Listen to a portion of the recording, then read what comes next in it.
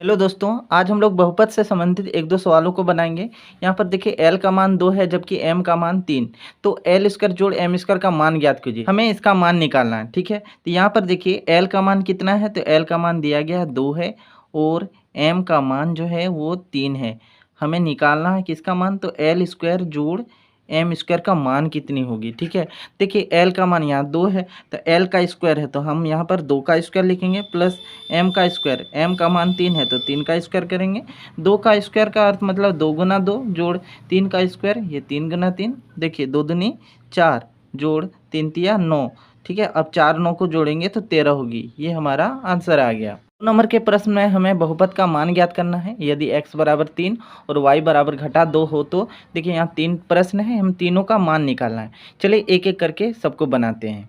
तो का पहला नंबर का प्रश्न है 4xy, ठीक है, हमें इसका मान निकालना। तो देखिए यहाँ पर समझिए 4xy है ना, तो इस जगह पर गुना छिपा हुआ, फिर यहाँ पर भी गुना है, तो इसे हम इस तरह लिख सकते हैं 4 गुना x गुना y, ठीक है। इस सब में गुना छिपा, हम यहाँ गुना उतार दिए।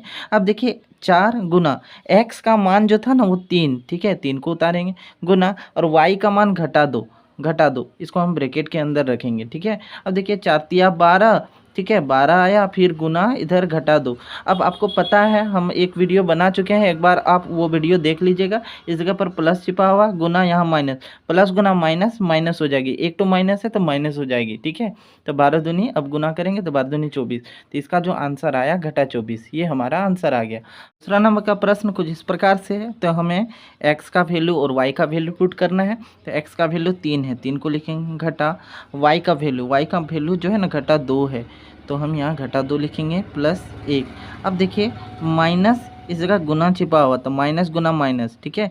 तो माइनस गुना माइनस, जब 2 माइनस रहे, सम संख्या माइनस रहे, तो माइनस माइनस प्लस हो जाती है, ठीक है। इधर 2 उतारेंगे प्लस 1। अब हम तीनों को जोड़ देंगे, 3 2 5 और 1 क्या हो जाएगी 6, तो ये हमारा आंसर आ गया। अगला नंबर का प्रश्न कुछ इस प्रकार से है, देखिए x का वैल्यू 3 है, तो यहाँ x का स्क्वायर है तो 3 का स्क्वायर लिखेंगे बटा 2 घटा, अब y का स्क्वायर, और y का मान जो है ना वो घटा 2 है, तो हम घटा 2 का स्क्वायर लिखेंगे बटा 2, ठीक है। 3 का स्क्वायर, 3 गुना 3, 3 तिया 9 हो जाएगी, बटा इधर 2 घटा 2 का स्क्वायर, देखिए घटा 2 का स्क्वायर ना, घटा 2 गुना घटा 2, और माइनस गुना माइनस ये प्लस हो जाती है, ठीक है। और 2 दूनी कितना 4 हो जाएगा, तो हम यहाँ पर 4 लिखेंगे बटा 2। 2 2 का लघुत्तम निकालेंगे ना, 2 2 का लघुत्तम, 2 कम 2 2 कम 2, इसका लघुत्तम निकालेंगे तो 2 होगी, ठीक है। तो 2 2 का लघुत्तम निकालेंगे, एक रेखा खींच करके हम यहाँ 2 लिख देंगे। अब 2 से 2 को भाग देने पर भागफल 1 होती है, ठीक है। 2 को यदि 2 से भाग देते हैं तो भागफल 1 होगी, ठीक है, इधर में 1 होगी।